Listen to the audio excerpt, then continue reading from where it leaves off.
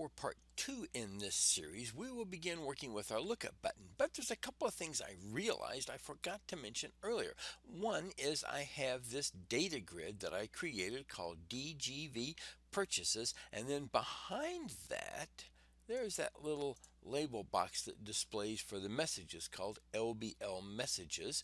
And I just did an auto size false, set the background to white, made a border style, I think, of fixed single. There we go. And I set the visible property of it to false. The text align is middle center. There's no existing text to begin with, but I did make the font color red, and I'm kind of increase the font size just a little bit so you can play with that also. And then I'll just take this one and kind of try to return it about where it was before. Okay, all right, so let's get started now coding that lookup button. We'll go in here and I'll put a remark statement that just says searches for a valid, if I spell valid correctly, customer ID. Call it that one, and then we'll say dimension DT for data table as a new data table right there, a little with me statement. And right off the bat, let me scroll up just a little bit. I want to reset this form, kind of clear things back to square one, just in the event something existed earlier that might cause a little confusion.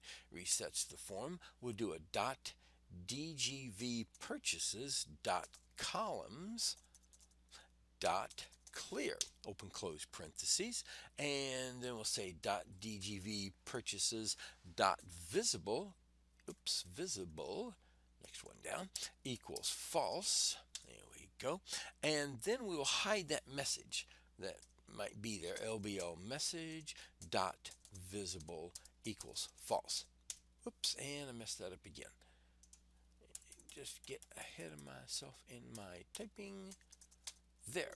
All right, there we go. That's going to work. Okay, now there is always the chance that they might select the lookup button before they type something in. So we'll just begin here and say if .txt cusno.text equals nothing. Okay, then what we're going to do is we'll come in and we'll say displays. Oops, let's go back here just a minute. Displays a message into the message label box. Okay, and something else I just happened to think of that I want to do, I'm going to go ahead and do it here. I'm going to assign a value to strcusno. I'm going to use it in my SQL statement later. So above my if statement, I'll say that strcusno equals .txt cusno.text. I could put this somewhere else, but I'm going to go ahead and do it now. And I could say what if it equals nothing here.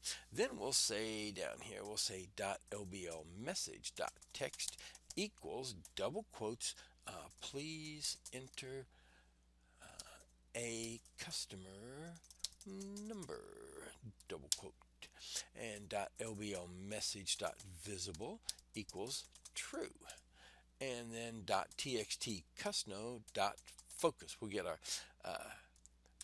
cursor back up there, so open close parentheses. Else, now what we want to do is assign an SQL statement that says, all right, based on this, let's go out and find the customer number, the last name, the first name from the table TBL customers. So here we'll say that str data source, whoops, sorry about that, our data source equals double quotes select, we want to select the cusno field, comma, the last name field, L name, the first name field, F name,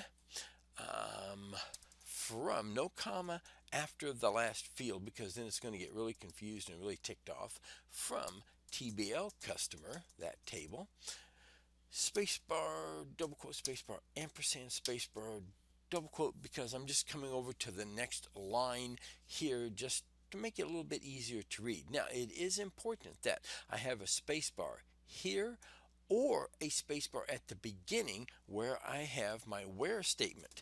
I do not want to have a double quote here and then begin, because then it's going to say from TBL customer where, and there isn't a table called TBL customer where. Okay, so make sure you have a space bar there. So we're going to say then where the customer number is like spacebar, and I have to escape out so that I can include whatever is in strcustno. Okay, so I do a single quote, double quote, spacebar, ampersand, spacebar. Don't worry about the red lines; they're going to go away in a minute. strcustno, spacebar, ampersand, shift 7, spacebar, double quote, single quote, double quote. Very, very good. Okay, that will be my SQL statement. Then I'll create my data adapter. So here I'm just going to say dimension data adapter equals a new OLEDB dot OLEDB data adapter, boom, parentheses, str data source, comma, CONNSTR, close parentheses. Bingo. Very, very good. Then I'll do a data adapter dot fill parentheses DT for my data table. Excellent. And then on the next line, just to kind of clean things up and everything, we'll say data adapter dot dispose open close parentheses. Now, what if it doesn't find a match? Okay, if dt.rows.count equals 0, oops, equals 0, then what are we going to do? We'll tell them no account found, please enter a valid customer ID. Okay, dot lbl message dot text equals double quotes no account found. Okay, double quote, spacebar, ampersand. I want this on 2 lines, so after the ampersand and the spacebars, I'll say control chars, control characters, dot crlf, carriage return line feed, spacebar, ampersand. Next line, double quotes, please enter a valid customer, say customer ID, like that, double quote. Very, very good. And we'll set the message box to visible, .lbl message, .visible equals true, .btn display, .enabled equals false, because we don't want that one available yet. We're just kind of taking care of some things right here. And then we'll put our cursor, let's scroll up a little bit, back into the text box, .txt custno.focus, open close parentheses. Excellent. Now, what if it did find a match? This is if it does not find a match. Else, we will say that .lbl message text, we'll clear it out, equals double quotes, .lbl message visible equals false, and then we will display that. So we want to add into str name, that string variable, the last name, which is going to be a particular entry. We'll see how that works in a minute. Then a comma and a spacebar, then their first name, which I'll define that field, and then of course we'll have a colon symbol and a spacebar and their ID number. So here we'll say that str name equals dt data table dot rows parentheses 0, because it's row 1, okay, dot item sub 1 close parentheses. Okay, so item 0 is going to be the customer number. Item sub 1 is going to be the last name field, and 2 is the first name field. Okay, getting a little bit long here, but we'll try to finish everything up so we can have all this in one. Then an ampersand, double quote, comma, spacebar.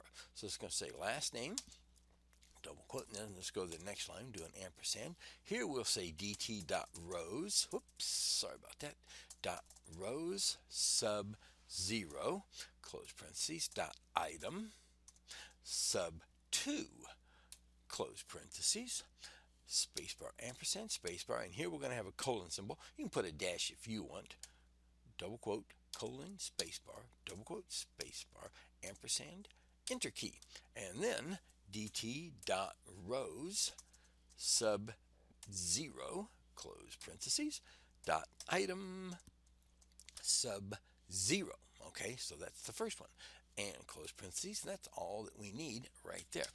Then we'll say dot lbl customer, that label box, dot text equals str name and .btn display.enabled equals true.